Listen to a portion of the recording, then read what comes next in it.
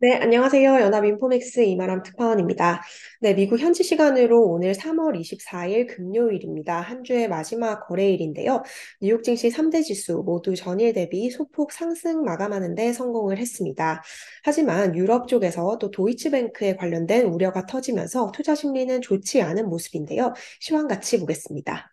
네, 다우 지수 오늘 전일 대비 0.41% 높은 수준에서 마감을 했습니다.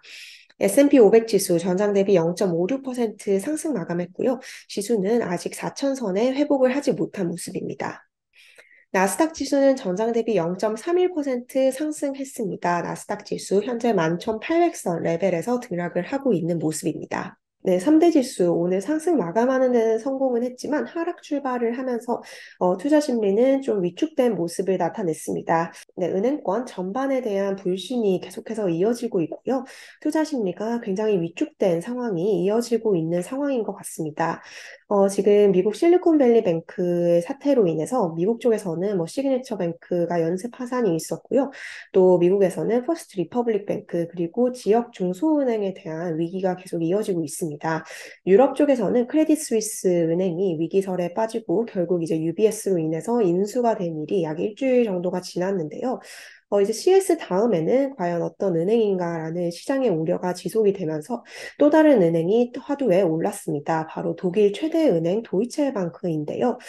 갑자기 어제 이제 금융시장에서 도이체방크의 CDS 프리미엄이 급등을 하면서 도이체방크 주가가 폭락을 했고요. 다음 타자가 어쩌면 도이체방크가 될 수 있다라는 우려가 계속해서 이제 시장에 반영이 되고 있는 상황인 것 같습니다. 네, 투자자들이 지금 은행권 사태에 너무 바짝 긴장을 하면서 마치 이제 수건 돌리기를 하는 것 같은 느낌도 드는데요. 이제 CS 다음에 희생양은 과연 어디가 될 것인가라는 이 질문에 일단 오늘은 도이치뱅크가 좀 지목을 받은 모습이었습니다. 네, 도이치방크에 대한 이 투자자들의 우려는 미국 상업 부동산에 대한 익스포저 그리고 상당한 파생 상품 장부에 집중이 되어 있는 것으로 알려져 있는데요. 네, 간밤에 이제 도이치방크와 관련된 CDS 프리미엄 지표가 급등을 하면서 주가가 폭락하는 일이 발생을 하게 됐습니다. 이 CDS라는 것은 채권을 발행한 국가 혹은 기업이 부도가 났을 경우 원금을 돌려받을 수 있는 파생 상품인데요. CDS 프리미엄이 높아졌다라는 의미는 위험이 커졌다, 즉 이제 보험료 성격의 수수료가 높아졌다라는 의미로 해석을 하시면 될 것 같습니다. 이 간밤에 도이체뱅크 5년 만기 CDS 프리미엄이 220bp를 넘어서게 됐는데요. 이 오름폭은 역대 최대 폭이었다라고 합니다. 이렇게 CDS 프리미엄이 올라가면서 이 도이치뱅크에 대한 우려심이 상당히 증폭이 되었고요. 독일 거래소에 상장된 도이치뱅크 주가가 장중 14% 이상 폭락을 하면서 도이치뱅크 위기에 대한 경각심이 상당히 커졌습니다. 또 크레딧 스위스와 UBS의 합병 과정에서 문제가 되었던 신종 자본증권, 이제 AT1 채권, 코코본드라고 하는데요. 이 코코본드와 관련된 여파가 결국 도이체방크까지 온 모습입니다.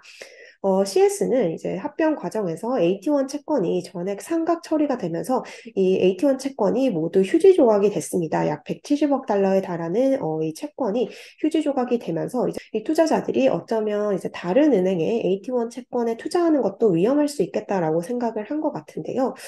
도이치방크의 AT1 채권도 덩달아 좀 크게 하락하는 모습을 보였습니다. 이 채권 가격이 0.69달러 69센트 정도로 내렸고요. 이달 초에 95센트에서 이제 크게 하락을 한 수준입니다. 네, 갑자기 도이치뱅크에 대한 우려가 고개를 들자 지금 정책 고위 당국자들 그리고 전문가들은 앞다투어서 도이체방크는 이제 CS와 같지 않다. 도이치방크는 굉장히 견조한 은행이고 이번 이 은행 사태에서 크게 영향이 없을 것이다라고 얘기를 하고 나섰는데요. 크리스틴 라가르드 유럽중앙은행 총재는 오늘 한 회담에 참석을 해서 유로존 은행 부분은 강한 자본과 유동성 포지션을 가지고 있고 회복력이 있다라고 주장을 했고요. 필요할 경우 유럽중앙은행 쪽에서 유동성을 제공할 준비가 되어 있다라고 얘기를 했습니다. 독일 총리까지 이 얘기를 이제 하고 나섰는데요. 올라프 숄츠 독일 총리가 이날 기자회견에서 도이치방크는 사업 모델을 이제 철저히 현대화해왔으며 매우 수익성이 높은 은행이다라고 얘기를 했고 도이체방크의 미래에 대해서 전혀 걱정할 필요가 없다라고 투자자들을 안심시키고 나섰습니다. 하지만 그간 유럽 은행들이 상당히 이제 관리 쪽에서 조금 미진했던 부분이 있고요. 또 미국 은행들에 비해서 약할 수 있다라는 우려 속에 도이치방크에 대한 우려가 커지고 있는 모습입니다. 도이치방크 쪽에서는 이날 투자자들에 대한 이런 우려를 불식시키기 위해서 2028년 만기인 후순위 채권에 대한 상환을 진행하기로 했다라고 밝혔는데요. 원금 100%에 이자까지 더해서 채권을 환매수하겠다라고 도이체방크를 밝혔습니다. 이렇게 이 채권을 환매수하면서 자금 여력이 있음을 이제 투자자들한테 보여주려고 했지만 시장의 우려를 완전히 거두지는 못한 모습입니다. 네, 이 은행권 유동성 위기 속에 CS 다음에 희생양은 어디가 될 것이냐라는 이런 논의가 오가면서 도이체방크가 이제 거론이 되기 시작한 것으로 보이는데요. 네, 유럽 쪽의 정책 당국자들에 이어서 월가 분석가들도 도이치방크는 이제 CS와는 다르다. 도이치방크는 굉장히 유동성 측면에서 걱정을 할 필요가 없는 은행이다라고 얘기를 하고 나왔습니다. 앞다투어서 이제 심리를 진정시키려는 모습인데요. 월가 최대 투자은행 JP모건 같은 경우 좀 구체적인 근거를 들어가면서 네, 월가 최대 투자은행 JP모건 같은 경우에도 도이치방크에 대해서는 전혀 좀 우려를 할 필요가 없다라고 구체적인 내용을 들어서 설명을 했습니다. 우선 이제 JP모건에 따르면 도이치방크의 보통주 자본 비율이 13.4% 수준에 달하기 때문에 자본 구성이 매우 탄탄합니다. 그리고 또 지배 구조에 관련된 어떤 리스크가 과거에는 있었지만 이런 것이 상당히 진정이 되어 있는 상태이고요. 유동성 비율 또한 매우 강한 수준이다라고 합니다. 지금 도이치방크의 유동성 커버리지 비율, 은행의 건전성을 평가하는 지표인데요. LCR 같은 경우 142% 수준을 나타내고 있습니다. 또 지난 2015년에서 2018년까지 은행권 스트레스 상황 속에서도 도이체방크의 자금 유출 규모가 크지 않았다라고 JP모건은 설명을 했고요. 또 순안정 자금 조달 비율로 불리는 NSFR 지표도 119%에 달한다고 설명을 했습니다. 네, 유동성 문제가 전혀 없다라는 의미입니다. 특히 도이체방크 같은 경우는 네, 통상적인 은행의 예대금 업무뿐만 아니라 트레이딩 부분에서 상당히 좀 유명한 회사입니다.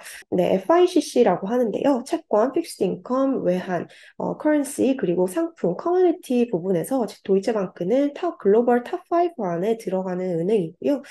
지난해 도이치방크가 FICC 부문에서만 낸 순이익이 95억 달러에 달한다라고 합니다. JP모건은 이런 은행에 대해서는 전혀 걱정을 하고 있지 않다라고 얘기를 하면서 최근 도이치뱅크의 CDS 프리미엄이 급등을 한 것은 전체적인 시장의 위험 회피 심리에 따른 것이지 개별적인 이 도이치뱅크의 펀더멘털에 따른 것은 전혀 아니다라고 얘기를 했습니다. 결국 이제 도이치뱅크에 대해서 전혀 걱정하지 않고 있다라고 얘기를 하면서 네, 시장이 워낙 긴장을 하다 보니 약간의 좀 오해를 한 것이 아닌가라고 얘기를 했고요. 네, 대다수 전문가들 역시 도이체방크는 크레딧 스위스와는 상황이 다르다라는 주장을 하고 있습니다. 지금 도이체방크는 10개분기 연속으로 흑자를 달성을 하고 있고요. 자본이나 지급 능력이 굉장히 탄탄한 것으로 알려졌습니다. 지금 CS 다음에 타겟으로 도이치방크가 지목이 된 것을 좀 이해할 수 없다라는 것이 전문가들의 대체적인 분위기인 것 같은데요.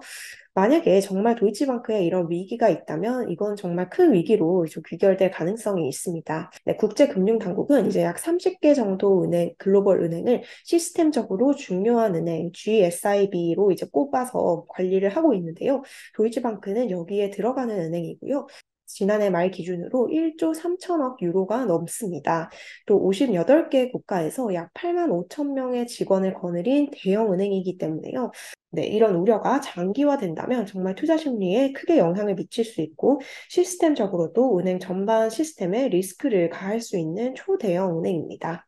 네, 전문가들은 전반적으로 은행권 스트레스에 대한 패닉이 관측이 되면서 이렇게 좀 억울하게 도이치뱅크가 타겟이 되었다라고 좀 보고 있는 것 같은데요. 이 한 전문가는 이런 설명을 했습니다. 지금 현재 시장의 분위기는 도이치뱅크가 분명히 어떤 문제가 있는 것은 아니다. 하지만 시장은 다음 차례가 누구일지 주목을 하고 있다라고 얘기를 했습니다. 뭐 대부분 사람들이 공포에 사로잡혀 있기 때문에 이제 다음 타겟을 정하는 과정에서 도이치뱅크가 거론이 됐다라고 얘기를 했습니다. 또 다른 전문가 역시 시장이 불안한 상태이며 타깃을 찾고 있는 상황이다라고 현재 상황을 설명을 했고요. 도이치방크에 대한 우려가 증폭된 하나의 요인이 도이치방크가 미국 부동산에 가지고 있는 익스포저 때문이다라고 설명을 드렸는데요. 바로 이 미국 상업용 부동산 부분이 다음 어떤 위기의 진앙점이 될 수 있을 것이다라는 분석이 월가에서 재차 나왔습니다. 뱅크 오브 아메리카인데요. 네, 수석 전략가 하트넷이 이런 분석을 내놓고 나섰습니다. 네, 미국의 상업용 부동산이 미국 금융의 다음 위험의 진앙점이 될 수 있다라고 지목을 했고요. 특히 최근 상업용 MBS와 국채 간의 스프레드가 2020년 팬데믹 초기 이후 최대로 벌어진 점을 들면서 좀 이쪽에서 좀 문제가 생길 수 있다라고 지목을 했습니다. 특히 이 부동산 위기에다가 경기 침체까지 더해질 경우 이는 엄청나게 턱식하다라고 설명을 했는데요. 굉장히 좀 경제에 악영향을 미칠 수 있는 이런 좋지 않은 조합이다라고 경고를 하고 나섰습니다. 네, 또 최근에 미국에서 있었던 은행권 스트레스 때문에 머니마켓 펀드, 즉 MMF의 자산이 좀 과열된 양상을 보이고 있다라고도 뱅크 오브 아메리카가 진단을 했는데요. 보통 이제 기업은 CP라든지 양도성 예금 증서인 CD 등 단기 금융 상품에 집중 투자를 하는 이제 MMF 시장에 자금 유입이 지나치게 많이 되고 있고 하나의 과열된 흐름을 보이고 있다라고 지적을 했습니다. 네, 결국 이제 이번 주 FOMC에서 연준이 제시한 점도표에 따르면 미국은 금리를 한 번 정도 더 올릴 것으로 예상이 되는데요. 투자자들은 긴축기에 마지막으로 다가가고 있다라는 것에 조금 안도를 찾는 것으로 보이지만 그럼에도 불구하고 주식을 매집할 시기는 아니다라고 뱅크 오브 아메리카는 진단을 했습니다. 역사적으로 마지막으로 금리 인상을 했을 때는 매수를 하는 것이 아니라 오히려 매도를 해야 되는 타이밍이었다고 뱅크 오브 아메리카는 설명을 했는데요. 시장은 항상 이제 금리 인하를 굉장히 원합니다. 좀 탐욕적일 수준으로 이런 금리 인하를 원하고 있기 때문에 경기 침체가 얼마나 무서운지 제대로 볼 수 없다라는 것이 뱅크 오브 아메리카의 진단입니다. 만약 페드가 한 번 더 금리 인상을 단행한다면 총 10번 금리 인상을 단행을 하게 되는데요. 이 금리 인상 10번을 하는 과정에서 누적된 이 금융 스트레스라든지 경기 침체 기결될 수 있는 경기의 여파는 어마어마합니다. 결국 경기 침체가 올해 하반기에 오는 것이 상당히 유력해진 상황인데요. 이런 상황에서 경기 침체를 앞두고 있는 상황에서 주식을 매집하는 것은 넌센스라는 지적입니다. 네, 은행권에 대한 굉장히 많은 얘기 나오고 있는 와중에 이번 주에는 이제 FOMC도 있었는데요. FOMC가 마무리되고 연준 위원들도 관련된 발언을 상당히 많이 쏟아내고 있는 모습입니다. 네, 우선 이제 바로 이번 주에 있었던 페드의 금리 결정이 굉장히 어려운 결정이었다라고 이제 상황 설명을, 백그라운드 설명을 연준 위원들이 좀 해주고 나섰는데요. 라파엘 보스틱 애틀란타 연은 총재입니다. 오늘 미국 공영 라디오 방송에 출연해서 이런 얘기를 했는데요. 이번 FOMC에서는 인상이냐 동결이냐에 대한 많은 논의가 오갔다라고 분위기를 전했습니다. 간단한 결정이 아니었다라고 얘기를 했고요. 하지만 결국 FOMC가 금리 인상을 강행할 수 있었던 이유는 은행 시스템이 건전하고 견조하다는 명확한 신호를 받기 때문이다라고 설명을 했습니다.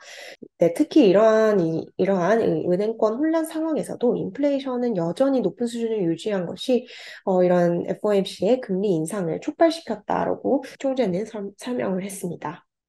네, 토마스 바킨 리치먼트 여는 총재도 비슷한 발언을 했는데요. 이 은행 시스템 혼란에도 불구하고 인플레이션이 너무 높았기 때문에 페드가 금리 인상을 할 수 있었다라고 설명을 했습니다. 네, 박힌 총재는 또 은행권의 스트레스가 전체적인 시스템을 위협할 정도가 아니었다라고 또 설명을 했는데요. 결국 페드가 지난주 중반에 금리를 결정하기 전에 은행 시스템은 상당히 안정된 상태였다라고 전했습니다. 네, 제임스 블러드 세인트루이스 연은 총재 역시 비슷한 발언을 했는데요. 네, 블러드 총재는 미국의 당국이 이제 발빠르게 이런 은행권 위기에 대처를 하면서 스트레스가 조금 완화가 됐다라고 얘기를 했고요. 또 인플레이션이 여전히 높은 수준을 유지를 하고 있습니다. 그렇기 때문에 미국은 금리를 계속해서 올려야 할 것이다. 예상보다 더 높은 수준으로 올려야 할 것이다라고 언급을 했습니다. 오늘 미국의 서비스업과 제조업을 나타내는 경제 지표가 발표가 되었습니다. S&P 글로벌이 발표한 PMI 예비치인데요. 미국의 서비스업 경기가 거의 1년 만에 가장 좋은 수준으로 개선이 됐다라는 소식을 전했습니다. 네, 지금 3월에 서비스업 PMI가 11개월 만에 가장 높은 수준을 나타냈고요. 제조업 경기 역시 5개월 만에 가장 높은 수준을 나타냈습니다. 네, 오늘 3대 지수 대체로 상승하는 흐름을 보였는데요. 금융주는 여전히 약보합 흐름을 나타냈습니다. 이 유럽 은행주들이 하락을 하면서 미국 은행주들도 동반해서 하락하는 모습을 나타냈는데요. 오늘 JP모건의 주가가 1.5%가량 하락을 했습니다. 골드만삭스와 시티그룹도 각각 0.7% 정도 주가가 하락을 했고요. 뭐 위기에 놓인 퍼스트 리퍼블릭 은행 같은 경우는 1.3%가량 주가가 하락을 했습니다. 네, 지금 금융시장 혼란 속에서 오히려 이제 빅테크가 굉장한 수혜를 받고 있습니다. 지금 크레딧 시장에서 엄청난 블랙스완 이벤트가 터지면서 이 투자자들은 팡 종목에서 오히려 피난처를 찾고 있는 모습으로 보이는데요.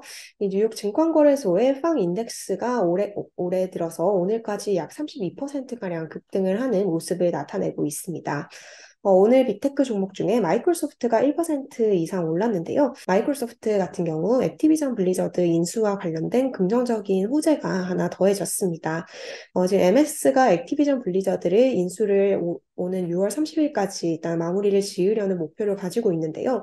이 인수가 이 미국이라든지 영국 쪽의 규제 당국으로부터 상당한 규제를 받고 있었던 상황이었습니다. 네, 미국 같은 경우는 이 반독점 혐의로 이번 인수에 대한 반대 소송까지 제기를 한 상황인데요. 영국 쪽에서 조금 좋은 소식이 전해졌습니다. 영국의 규제 당국이 마이크로소프트의 이 액티비전 블리저드 인수에 대해서 네, 그간 당국이 가지고 있었던 조사 범위를 좁혔다라는 소식을 발표를 했고요. 다양한 업계 관계자들의 의견을 수렴한 결과 이 해당 인수가 경쟁을 극심하게 둔화시키는 영향을 끼치지 않을 것으로 본다라고 얘기를 했습니다. MS 주가 오늘 1%가량 올랐고요. 액티비전 블리저드의 주가는 6% 넘게 오르는 모습을 보였습니다. 네, FOMC의 갑작스러운 은행 스트레스 사태에 더해서 FOMC까지 정말 이제 바빴던 한 주인데요. 이번 한 주 동안 3대 지수는 그럼에도 불구하고 주가가 상승하는 모습을 보였습니다. 다우 지수가 한 주간 0.4% 상승을 했고요. S&P 500 지수와 나스닥 지수는 각각 1.4% 그리고 1.6% 상승하면서 한 주 거래를 마무리를 했습니다. 예, 다음 주에도 이제 가장 중요한 화두는 이 은행권의 스트레스가 진화가 되는지 혹은 또 다른 곳으로 전이가 되는지가 상당히 중요해질 것으로 보입니다. 또 FOMC가 끝난 만큼 다수의 연준 위원들의 발언이 예정이 되어 있는데요. 저는 다음 주에도 뉴욕 증시 정보와 함께 다시 인사드리도록 하겠습니다. 감사합니다.